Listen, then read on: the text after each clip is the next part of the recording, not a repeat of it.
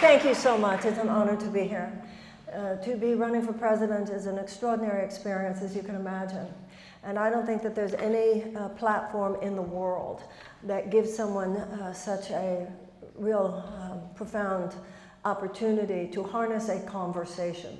And that is what politics should be.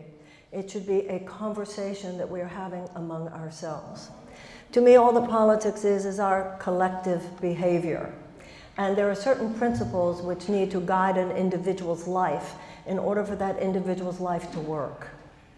And there are principles not only that make our lives work, but also principles that repair our lives when they're not working.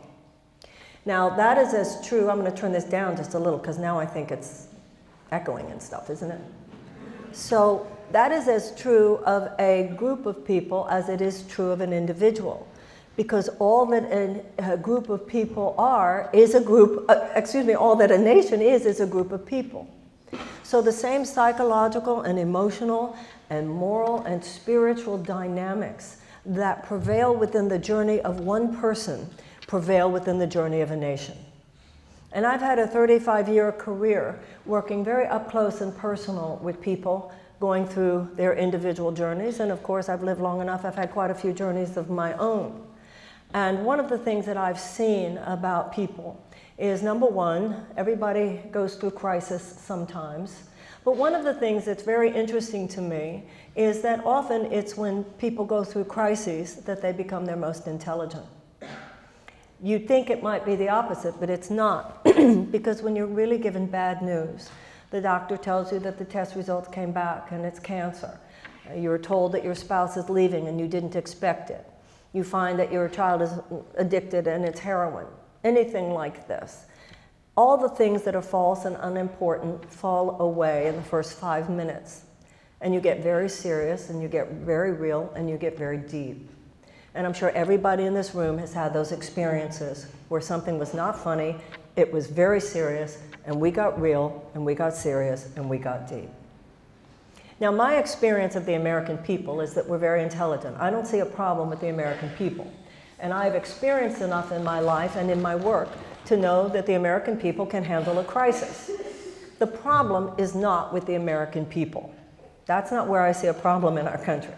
I see a serious problem, however, in the way our government operates.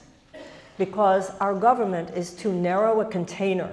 It is too superficial a container for the energies that are so needed now. Because the energies that are needed now will emerge from the American people getting real, the American people getting serious, and the American people getting deep. These are very serious times. They're very serious times in terms of our current president and what he represents, and it's also very serious times in terms of where the planet is. I see Barack Obama as having been the last American president who had the luxury of looking at the world through the filter of a 20th century mindset. When I think of those of you who are students here at Yale or at any surrounding colleges, many of you weren't even born in the 20th century, and you should not be burdened by the bad ideas that prevailed within the 20th century. The 21st century is a different mindset than the 20th.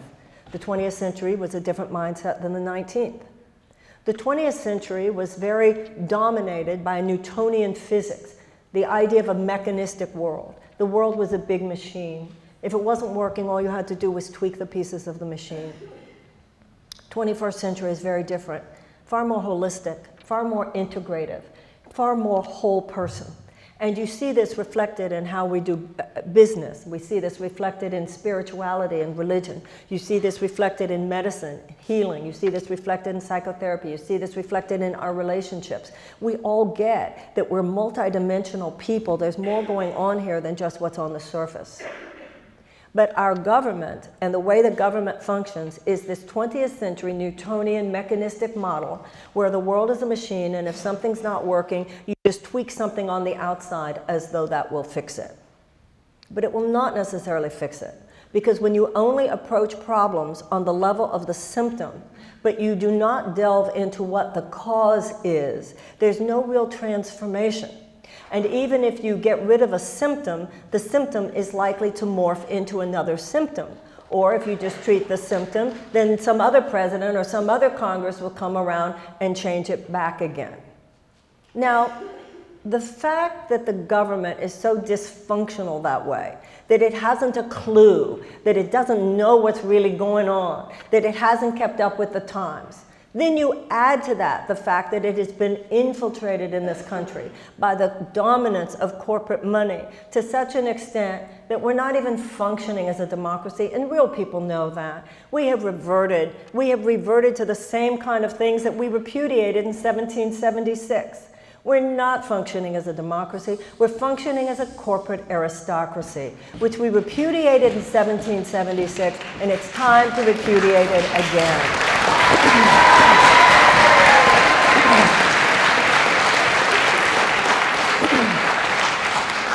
But the problem is that even though you're excited just to hear it spoken, for so many years, so many of us have felt that this was going on, that we become chronically disengaged from politics, which only made it worse because the best and the brightest wanted nothing to do with it. The more people disengaged, the more toxic it became because the best thinkers in America weren't even involved with it. Then the more toxic it became, the more disengaged people got, which made it even more toxic. Ultimately, it got so toxic that it produced the most toxic person you can even imagine being president of the United States. And the whole country is going, oh shit, we have to do something now. I know some of you are probably students of history, but even those of you who are not students of history, we all were in the 7th grade at some point or another. So we have to go back. You know, a lot of times you go to therapy and you find out about your parents, and you want to know what happened in your family, because the more you know about where you came from, the more empowered you are in knowing your own identity, and also in knowing what you owe to people in the future. This is true if you're black, it's true if you're LGBTQ, it's true if you're a woman. There are all kinds of tribal identities where we want to know what happened, because then we see our place in history.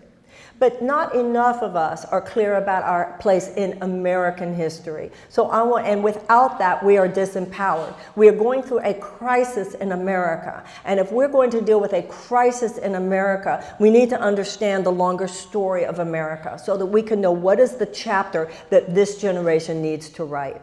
So I'm going to go over some things that we all already know, but we need to be more integrative in this century. More integrative meaning we need to think of history not just in terms of its external circumstances, but we need to approach it with our hearts. We need to approach it with our psychological understanding in order to get the level of realization and recognition that is necessary for us to responsibly and powerfully move forward.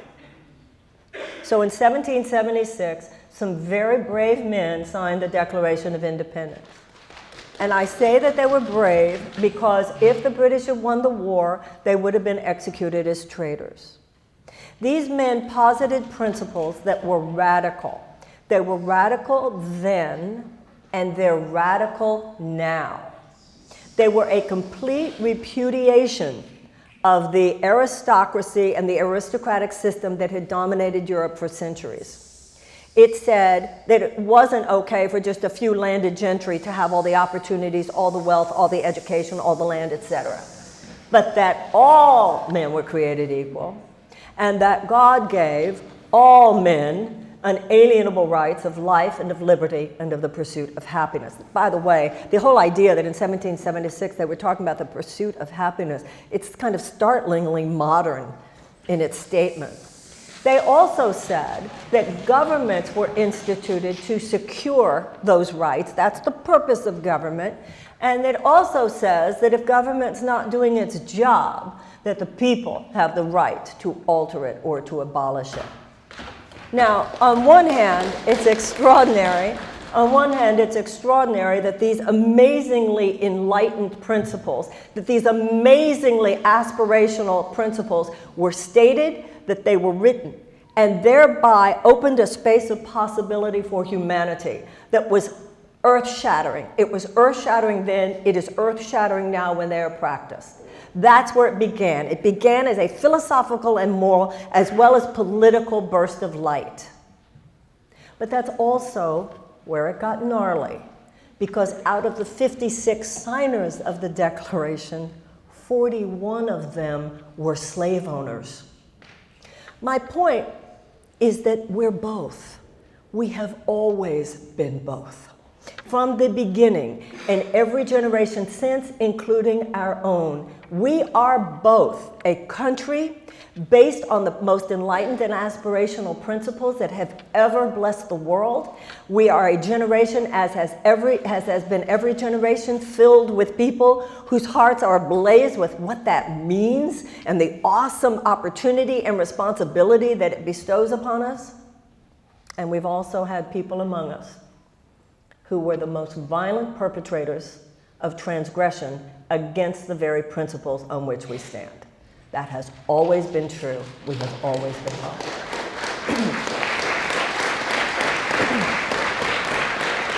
Now, every generation has to see itself within that. Every generation has to realize we're both. We're both. What is the chapter that this generation is going to write? Now, when you look at us through time, the narrative is such that we do tend to self-correct. We had slavery, but then we had abolition. We had the suppression of women. We have had two major waves of feminism and the women's suffragette movement. We had institutionalized white supremacy and segregation in the American South, and we had the civil rights movement. We had the denial of rights to LGBTQ+, and even now, we are going through things now. People are standing up now. The marriage equality movement has existed, etc. There was genocide and cultural annihilation of Native Americans, and even now, there are Americans standing up at the Bakken Pipeline, the Keystone Pipeline, standing up for the rights of Native Americans and the reparative measures that they take. What our generation is going through today, in terms of the dominance of a corporate aristocracy, what our generation is going through today, given the fact that we have reverted, just like people can regress, we have regressed. We are not a functioning democracy. We are rather a functioning corporate aristocracy where health insurance companies and big pharmaceutical companies and gun manufacturers and chemical companies and food companies and oil and gas companies and defense contractors in the nuclear industry. First, our government functions in such a way as to ensure the short-term profit maximization for those corporate aristocrats. That's how our government functions. First, to make sure they get theirs, and then anything that is left over are like crumbs dropping from the table of corporate aristocrats. As I said before, we repudiated that in 1776. It is time for us to repudiate that again.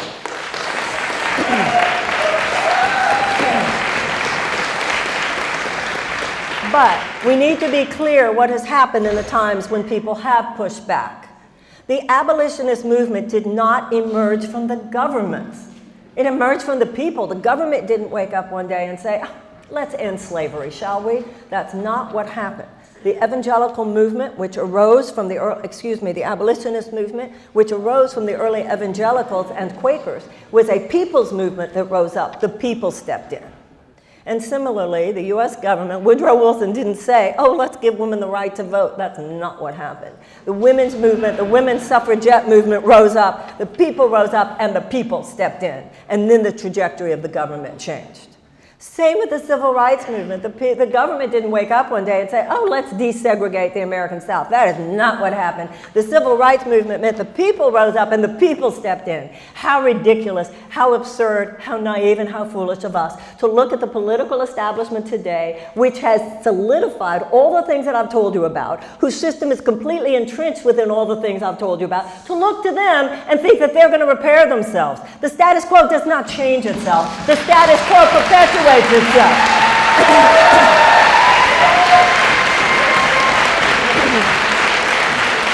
It is not going to happen that people whose careers have been entrenched within the system that drove us into this ditch, they're not only asking you to think that they could drive us out of this ditch, they have the audacity to claim they're the only people qualified to drive us out of this ditch. Ladies and gentlemen, figure it out. It is time for the people to step in.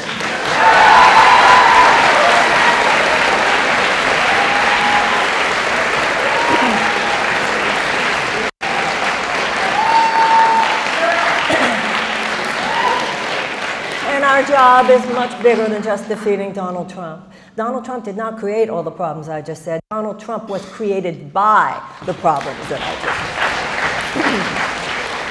I As soon as we bought into this notion back in the 1980s that somehow the businessman is God, then it was almost inevitable that the most twisted, perverted form of one would arise in our midst. We have to do more than not go over the cliff. We have to get out of the vicinity of the cliff. If we just don't go over the cliff, then those same forces will be back in 22 and they will be back in 24. We need a complete and fundamental pattern disruption. We need a fundamental pattern disruption of what has become the dominant social, economic, and political patterns of our time. We need to return to what it means to be a democracy. And a government that has become undemocratic is not going to give us the tools of democracy. We need to realize the tools of democracy were given to us by the US Constitution. I see that even running for president. Who let her in? Oh, I don't know, Thomas Jefferson, and then Susan B. Anthony helped. That was true.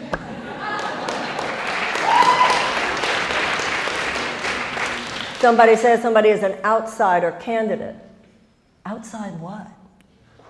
There's not supposed to be an outside in America. That's the whole point of America. So the point is for us to realize we have been trained into powerlessness. It's a trained powerlessness.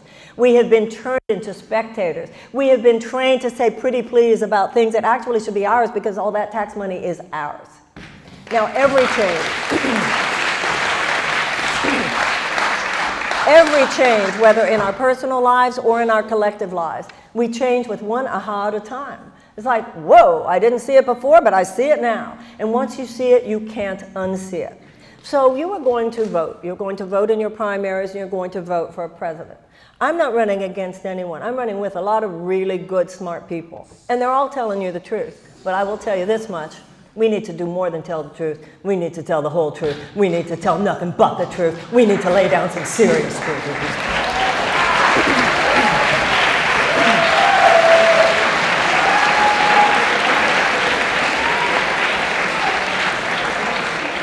And one of the reasons why we need to lay down some serious truths is we got a serious liar on the other side. And the only thing that will defeat outrageous lies is outrageous truth. Kind of, sort of truth. This man, whatever his name is, I'm not sure, I always remember. This man has introduced into this country an era of political theater, and we will not be going back. He is not just a politician, our president. He is a phenomenon. And he will only be defeated, and some of the worst forces that he represents will only be pushed back the way this generation needs to push them back if we create a phenomenon of our own. And that phenomenon is the awakening of the American people. The phenomenon is the awakening of the American people to recognize, number one, this is a serious moment, and we must be very serious people. You know, one of the things about terrorists is I can't imagine a kind of sort of sometimes when it's convenient committed terrorist. Those who hate with conviction, and they're serious, and they're organized, and they're collectivized in America today. And I'm sure all of you are very educated enough to know what it means to the world when hatred becomes collectivized. And collectivized hatred has been given a megaphone in our country today that no one ever thought it could be at this point in our history, partly because of social media and partly because we have a person of no less power than the presidency of the United States who is not above exploiting and harnessing those forces for his own political purposes. The only antidote to that, the only thing that can override that is love harnessed for political purposes.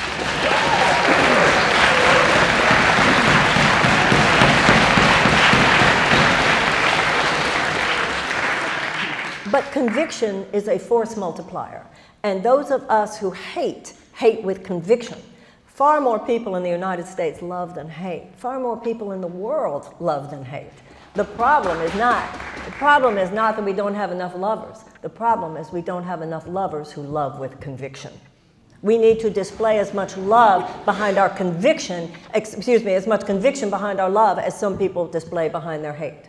And the lack of conviction that we display behind our love is due to the fact that we apply the principles of love. We do ask what's loving. We do ask what's merciful. We do ask what's compassionate. We do ask what's good. We are a decent people. We are a decent people. The problem is the inquiry into what makes a good life is kept too often these days within the purview of the personal self. We cannot just ask, am I good? We have to ask, is my country good? We can't just ask, was my behavior filled with integrity? We have to ask, the United States, for the sake of $360 billion in an arms sale to Saudi Arabia, headed by a Saudi Arabian prince who we know is a murderer. He is waging a genocidal war against the Yemenis. Tens of thousands of people have starved, including children. The problem in America is not that we don't love. The problem in America is that not enough of us are hanging our heads in shame that America is doing such a thing. The love that will save the world. The love that will save the world is not just love for our own children. The love that will save the world is also love for the children on the other side of town. The love that will save the world is also love for the children on the other side of the world. The love that will save the world is not just love for our own homes, but the recognition that the earth itself is our own home, and our home is burning. There's nothing negative about yelling fire if the house is burning down, and there's nothing holy about complacency. It is time. This generation must rise up the way the abolitionists did, the way the suffragettes did, and the way the civil rights workers did. And we must own two very powerful internal forces, the power to say no and the power to say yes. You know, many people in this generation have read books like The Sociopath Next Door. I know many of you have gone to therapy and known that you just have to have zero tolerance for someone who would abuse you, and you must set down a boundary if someone would abuse you. Well, if everybody here knows you're going to have a boundary if somebody's abusing you, then why would we take an abusive government or an abusive president? It is time for us to know that not all truth is like morally relative. Some things are wrong. It is wrong.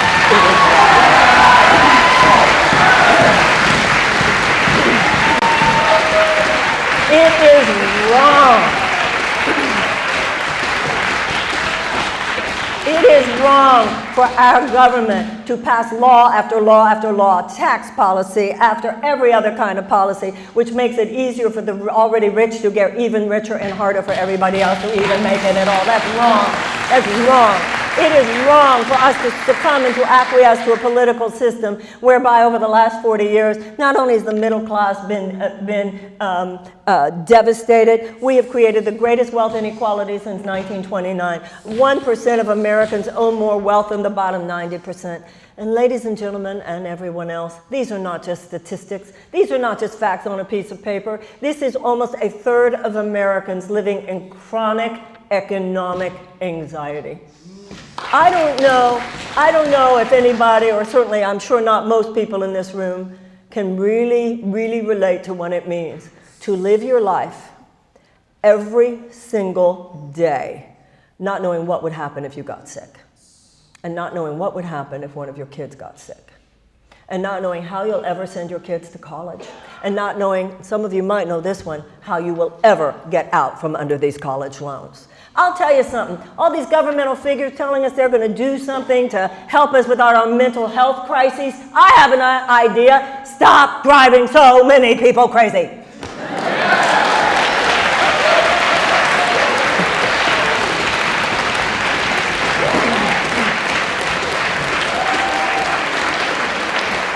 See, I believe that peace and prosperity come when people are able to spread their wings and soar and be who they really want to be. That's where money comes from. People can't produce when we're like this and all tense and all anxious. People can't produce, they can't create. Creativity and the productivity of the American people is where money comes from. I'll tell you how to have an amazing economy 10 years from now. Do more for your 10-year-olds today. I'll tell you how to have peace on this planet. It's not just by backing up, just preparing for war enough that hoping you'll just back up into peace. It has to do with the statistics that we know actually create peace. Statistics that we know create greater incidence of peace and a lower incidence of conflict. And that's expanding economic opportunities for women. It's expanding educational opportunities for children. It is reducing violence against women, and it is ameliorating unnecessary human suffering. That is the issue. That should be the role of government, to reduce unnecessary human suffering.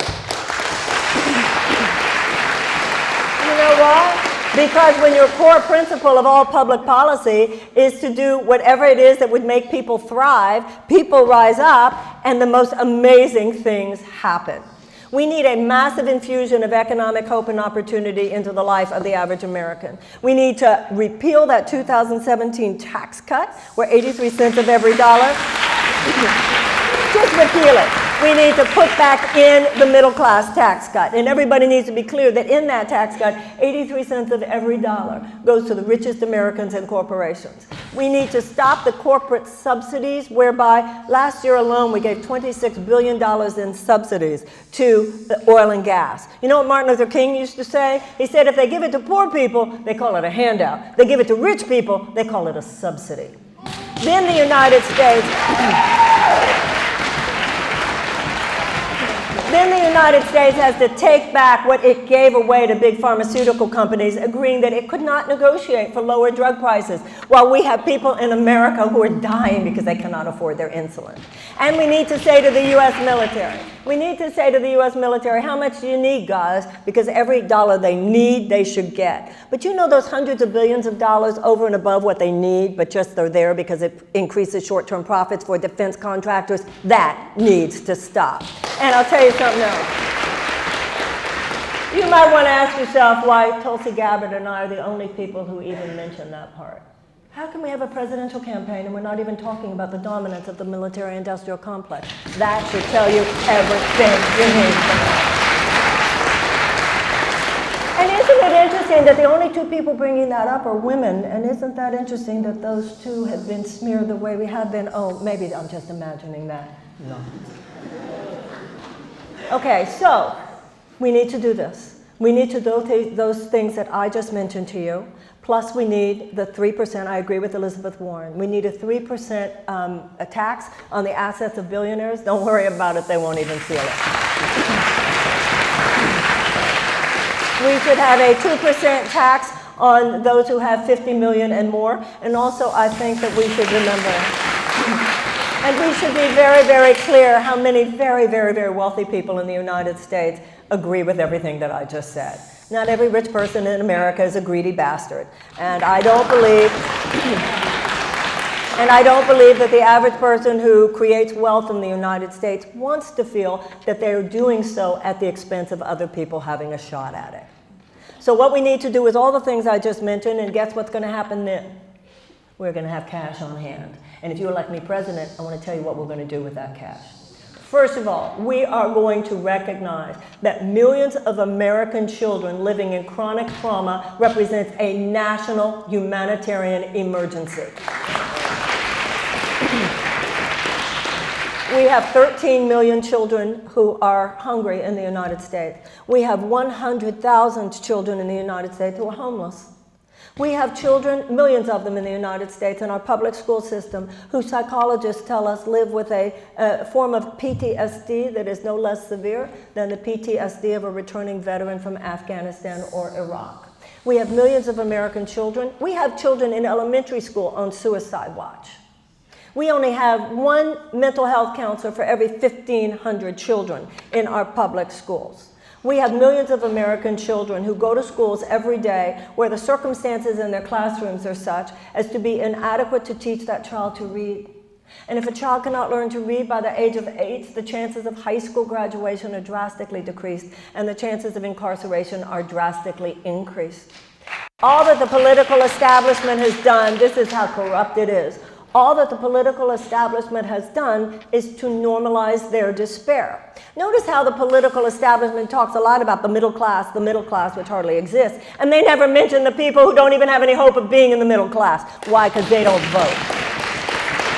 And that's why they don't help these children, because these children aren't old enough to vote, so they're not a constituency. These children aren't old enough to work, so they have no financial leverage. So how could they possibly compete with the cloud of all the corporate money that just dominates Washington the way it does? This is another area. This country needs to morally repair itself. The only antidote to the immoral politics of the man who's there now is a genuinely moral politics. It's not enough to say he's immoral. It's not even enough to say we believe in public morality.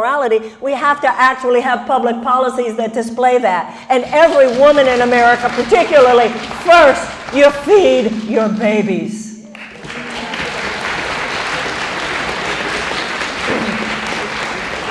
In every advanced mammalian species that survives and thrives, a common anthropological characteristic is the fierce behavior of the advanced female, of the adult female of that species when she senses a threat to her cubs. There's a threat to our cubs. We have 12,000 children starving on this planet every day. And so far, there's no dearth of food, although if we continue the way we are with climate change, we just might have a dearth of food. We must absolutely rescue these children no differently than if they were the victims of a natural disaster. I want to see a massive realignment of investment in the direction of America's children. I want to stop the absolutely oppressive way that we base primarily our educational funding on property taxes. That is immoral.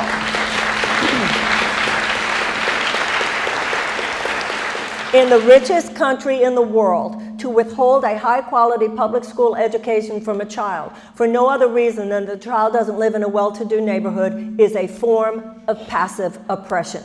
And if we don't say anything about it, we are conspiring with the passive oppression.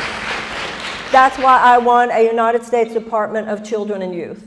This is so much bigger than universal preschool. Some of these kids are traumatized before preschool.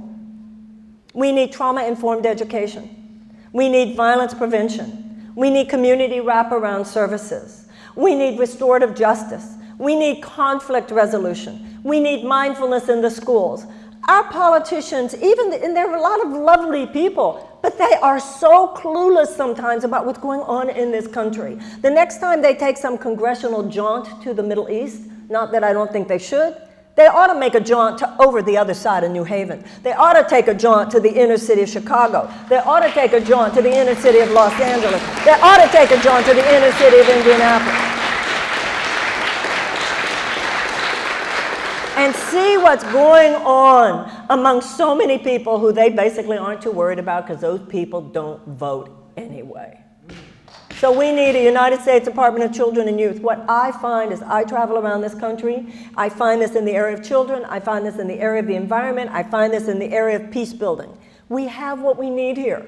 We have the people who know what to do. We have the people who are the social workers and the people who are the early childhood educators and experts. We have the people who are the peace builders who know what to do with the formerly incarcerated, who know about restorative justice, who know about all the things that we need to repair this country, but they're given pittance.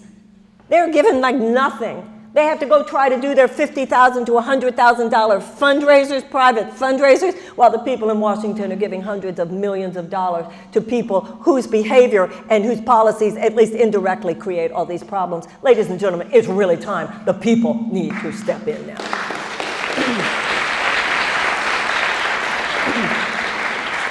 The next pillar of a moral politics, as I understand it, is that we must have a World War II level mass mobilization to reverse climate change. It's not even a question. We must shift from a dirty economy to a clean economy, and we must do so quickly. We must absolutely do all the things that everybody knows we need to do. We need to sequester the carbon. We need to reforest. We need to develop the clean energy sources, the power grids. We know that we need to do this. Did I turn it off though? Okay, did I make it better? Okay. And we need to deal with the factory farms. Otherwise, the nitrous oxide and the methane will be so great that we will not be able to deal with the situation even if we do all of the other things I said. And for those of you who are students, I'll tell you what I'll do if I'm president. I will have a referendum. I will not submit legislation. It will be up to you. But I will have a referendum, and you will vote, and you will decide. I would like to suggest that for the next 10 years, and then we'll see about what happens after the next 10 years, I would like to suggest that we have mandated 1 year national service between the age of 18 and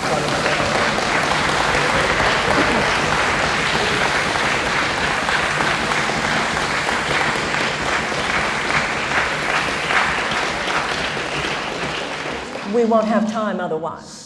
We look at the Paris Climate Accords, and that looks quaint now. It's almost like kindergarten. That's like the least, of course we need to do that. We're starting to get there even about the Green New Deal. It's not enough.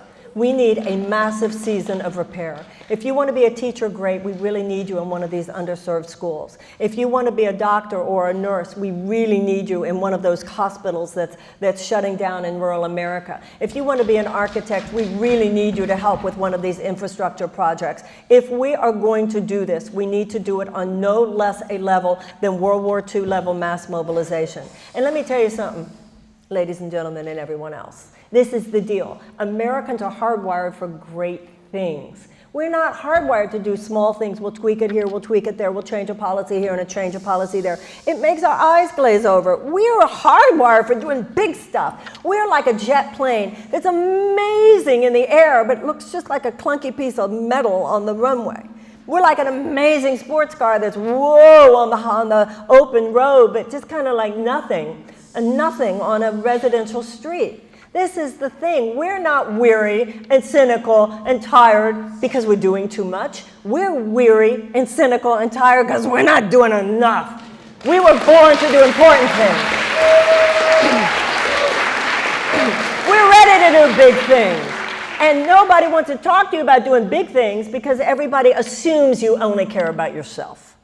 That's how the political system operates. It only wants to tell you about things that it thinks you want. And this group wants this, and this group wants that, and that group wants that. Ladies and gentlemen, and everyone else, I'm talking the same to you whether you're rich or you're poor, or you're black or you're white or you're brown or you're Jewish or you're Christian or you're Muslim or you're straight or you're gay or anything else. I'm talking to you as Americans.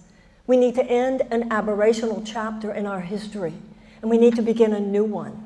We need to open up to new possibilities, and that will not come from an incremental approach to any of these things. Now, one area where we also have to end one chapter and begin a new one has to do with race in America. Because you see, ladies and gentlemen, you can't have the future you want, whether you're a country or an individual, until and unless you're willing to clean up the past. But when you do clean up the past, miracles happen. You have a reset. But you have to be real, you have to be honest. It's like in AA when they talk about how you have to admit the exact nature of your character defects. You have to take a fearless moral inventory. This is why Catholics go to confession. This is why the most holy day on the Jewish New Year is the Day of Atonement. Racism has been our original character defect. I don't think the average American is a racist. I don't. That's not my experience. But the average American, I think, is woefully undereducated about the history of race in the United States.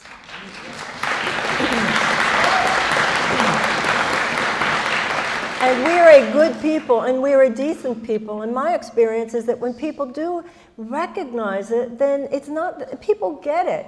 Yet first slave ships came here in 1619. We had then 250 years of slavery. Slavery was not abolished till 1865. At that time, historians believe there were anywhere between 4 and 5 million people who had been enslaved. You were a slave. You're not a slave now. Where are you supposed to go? What are you supposed to do? Tecumseh Sherman, General Sherman, promised every former slave family of 4, 40 acres and a mule. It would give you a chance to start over. Federal troops were stationed in the South to make sure that slavery was not reinstituted. They were there for 12 years. And everything that I'm about to tell you would have been different if Abraham Lincoln had lived. After Reconstruction, after those 12 years, the federal troops left. Southern legislatures passed what were called the Black Code Laws to ensure subpar economic, social, and political opportunities for black people. And what followed then, after 250 years of abject slavery, except for those 12 years of Reconstruction, was another 100 years of institutionalized violence against black people in the United States. What do you call lynchings if not domestic terrorism? What do you call Ku Klux Klan if not domestic terrorism? And the economic gap that existed at the end of the Civil War has never been closed. During that 100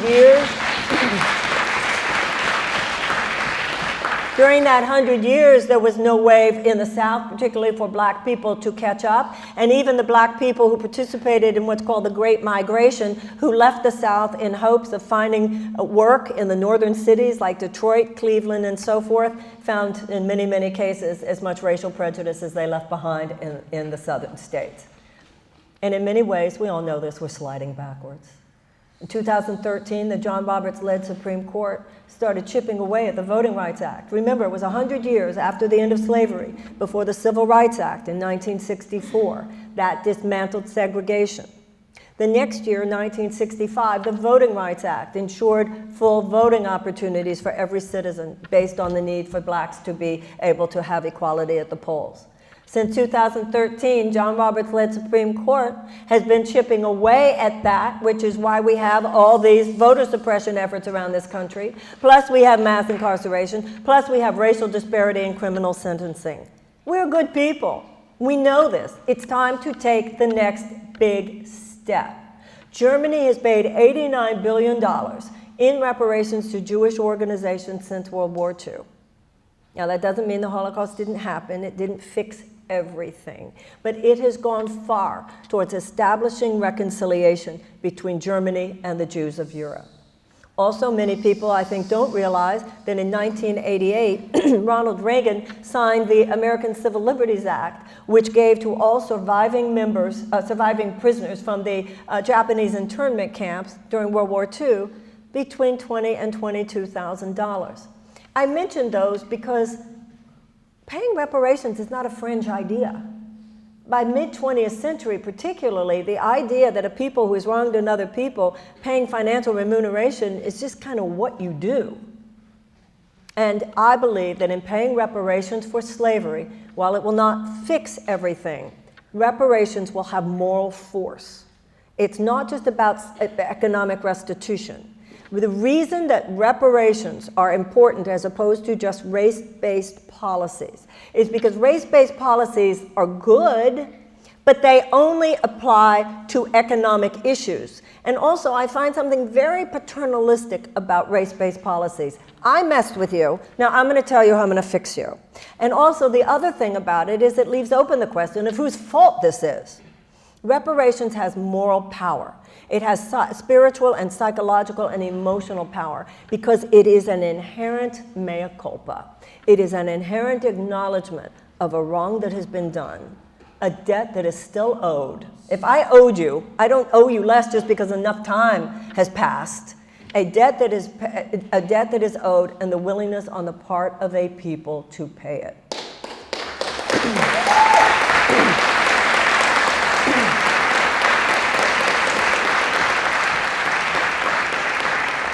The plan that I've submitted is for $500 billion. Now, I want to say something about that number.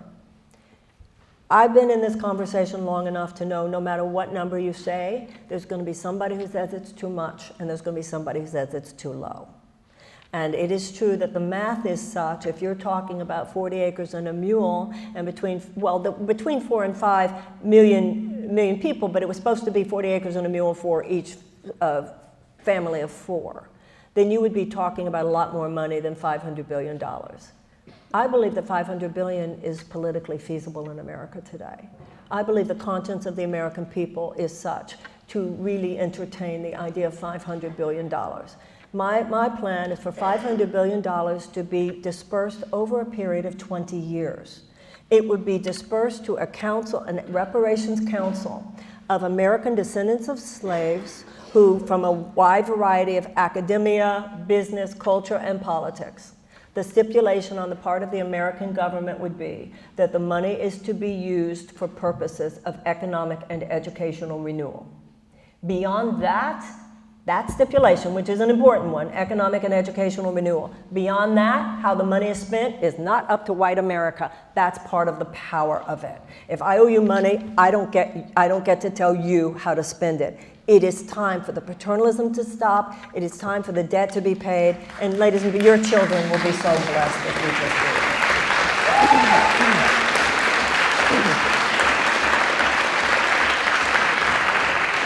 I also think it's important to realize and to recognize that this is an economic stimulus. You know, they did a study recently where if black families manifest as much wealth as white families, our economy would be $1.5 trillion larger.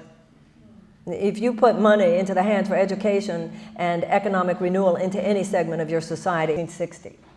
In his farewell address before JFK was inaugurated, Eisenhower warned us of what he called the military-industrial complex.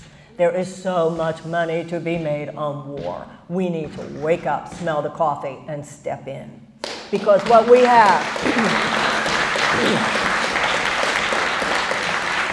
When I'm President of the United States, the military, I have great respect for the military. My father fought in World War II. My critique is not of the military decisions. These are political decisions. The military should get every dollar that they need in order to keep us safe according to their sense of legitimate security concerns, and all the hundreds of billions of dollars above that only have to do with short-term profit maximization for defense contractors should go. We have a $760 billion a year military budget. Notice that even what I'm talking about with reparations, $500 billion over 20 years, our military gets $760 billion a year. $760 billion a year. Meanwhile, can you only take medicine, or do you not have to cultivate health? Can you only prepare endlessly for war, or do you not also have to cultivate peace? Sickness is the absence of health. Health isn't the absence of sickness. And war is the absence of peace. Peace is not the absence of war. That is why I want a United States. That is why I want a United States Department of Peace. Right now, we have the 760... Thank you.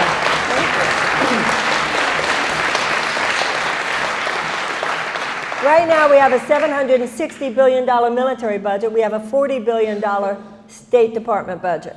Within the State Department, $17 billion goes to the USAID, which is long-term development and humanitarian assistance. And then there's another $1 billion, less than $1 billion actually, also within that $40 billion, which is our peace-building agencies. Our peace-building, it's like the equivalent on the political scale of the health and wellness space. It's that which cultivates peace, according to all the ways I told you about recently, a few minutes ago, about expanding education and economic opportunity and reduction of violence. You see, ladies and gentlemen, and everyone else, we should see large groups of desperate people as a national security risk. Large groups of desperate people do desperate things. Large groups of desperate people are more vulnerable to ideological capture from genuinely psychotic forces. And that's true in a corner of an American city, and it's true in another corner of the world. That's why all public policy, whether it has to do with domestic or international, should be built around one core principle, and it's not short-term profit maximization for huge American corporations. That's not what our policy should be built around. All of our domestic policy should be built around one core principle, and that is what would help people thrive. What would help people thrive? What would help people so that they can create, be productive, be happy, have time and energy and bandwidth to be with their lovers, with their friends, with their spouses, with their children, create what they want to create, start their own businesses, their projects, love, be happy, thrive. That's where you get peace, and that is where you get prosperity. And when you withhold public policy from those things, you're in trouble. And I want to tell you something, those of you who are students, I'm 67 years old. If this stuff continues like it is, I'll probably go from this place before the explosion of horror that all of this stuff will inevitably produce. But you won't. You won't. This is your planet.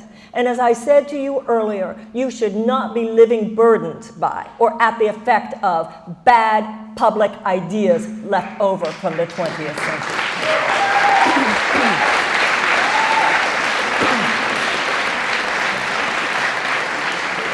All of the things that I mentioned are big things. Incremental change will not do it. Tweaking it a little bit here, so that FAA works, but just works enough so that still it makes Boeing happy. EPA works, but still just so enough that it still keeps oil and gas happy. FDA works, but just so enough that it works makes big pharmaceutical and health insurance companies happy. We will not have universal health care as long as we are kowtowing to health insurance companies and big pharma. We will not have reasonable gun safety legislation as long as we're kowtowing to gun manufacturers. You will still have contaminants in your water, you will still have carcinogens in your food, and you will still have toxins in your air as long as we are kowtowing to chemical companies and to oil and gas companies and to food companies and to agribusiness. And we will still have endless preparation for war and no real waging of peace as long as we are kowtowing to defense contractors and nuclear industry. Ladies and gentlemen, important. This is a very, very serious issue. We must get the money out of politics. We absolutely must. And one of the things that I will do is to submit legislation for public funding of all federal campaigns.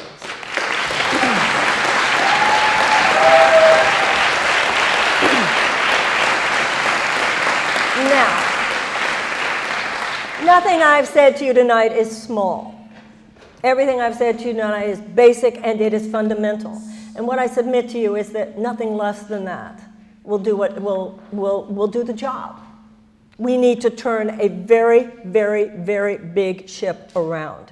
But we must do so with tenderness, we must do so with respect, and we must do so with real perspicacity about how to change systems and how to take care of people during the process. That is what I bring to this. I bring 35 years of experience, very up close and personal, dealing with people in some of the worst crises of their lives. But if we apply the principles that I was talking about tonight, they are moral principles. First, you take care of your children. You treat people right. You take care of your earth. You wage peace. You show up for your times in which you live. You take responsibility for the fact that as Americans, we are not only filled with rights, but filled with responsibilities. We rise up. We don't whine. We realize that this precious opportunity that matters for the world is in our hands, and we refuse to be distracted. You cannot make the kinds of changes that I'm talking about on a part-time basis. A crisis is never convenient. It's not convenient for you. It's not convenient for me. None of this is convenient for any of us, but Pearl Harbor wasn't convenient either. It is the times in which we live.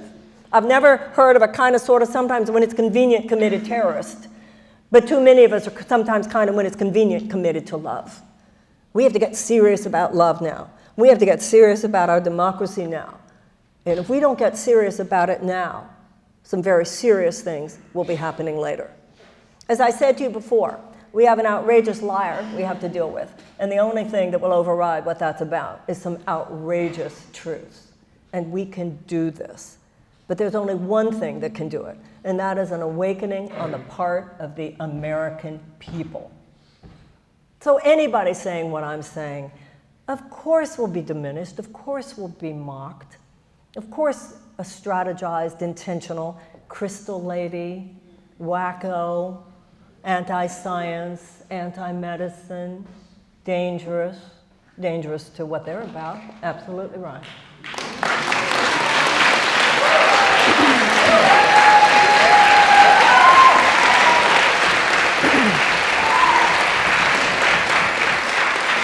Crazy, grifter. See, this is the thing. As I said before, the system is even more corrupt than I feared. But the people of the United States are even more wonderful than I knew. We're really, really good people. But we have to be a really good country, too. You can't be great if you're not good. And the power doesn't lie. The power doesn't lie in the hands of the government unless we just surrender it.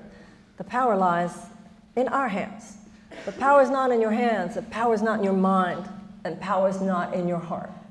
But when we do realize who we are. See, there are forces on this planet, and they're not even material forces.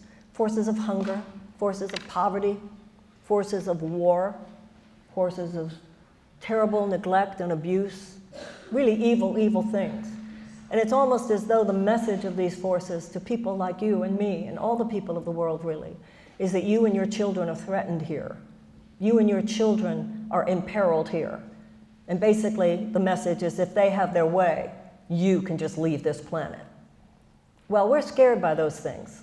We're terrified of those things until we remember who we are. And particularly until we remember the power that lies in us because we're citizens of the most powerful country in the world.